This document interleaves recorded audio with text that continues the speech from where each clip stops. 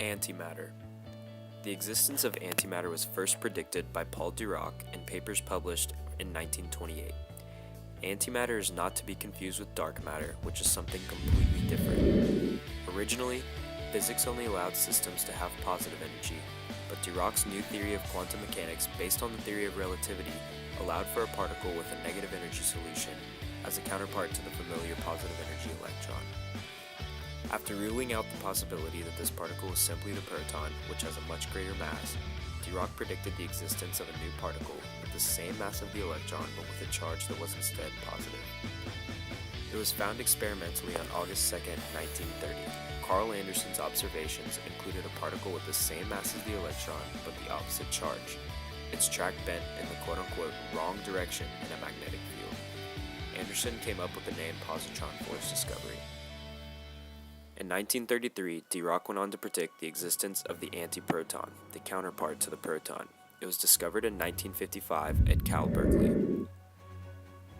It is now understood that all particles have an equivalent antimatter particle, with the opposite charge and quantum spin, or a form of angular momentum, although some are their own antiparticle. Two of the greatest unsolved mysteries of physics are how often antimatter exists and why there isn't more of it in the observable universe. You can think of the idea as antimatter as almost the same thing as Newton's third law. Newton's third law states that for every action, there is an equal and opposite reaction.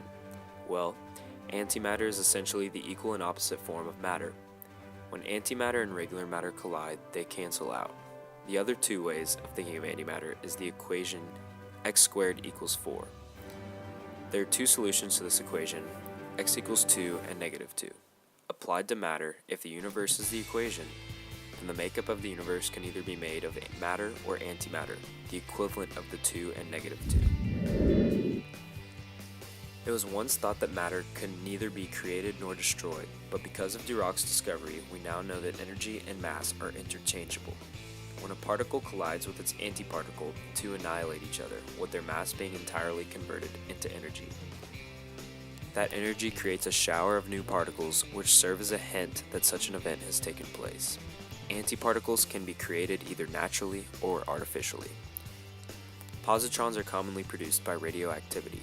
Other antiparticles result from high-energy collisions, in which the excess energy produces pairs of particles and their antimatter counterparts. This process can be harnessed to produce antimatter artificially by, for example, colliding a stream of high-energy protons with a dense target in order to produce antiprotons. Although it's possible to make whole atoms from antimatter, because they have no net charge, they can't be stored magnetically like positrons and antiprotons can, and risk annihilating with any container.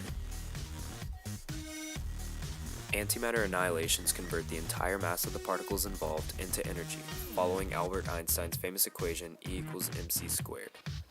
A great deal of energy can be produced from little mass. A kilogram of matter annihilating with the same amount of antimatter will release around as much as the Tsar Bomba, the largest thermonuclear bomb ever built. Because of this, antimatter has been touted as a possible future weapon or source of fuel. Antimatter-driven propulsion is a staple in science fiction, most famously in Star Trek.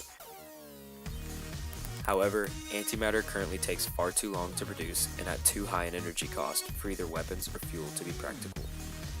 CERN claims it has taken several $100 million to produce just a billionth of a gram, and that to make a gram of antimatter would take about 100 billion years.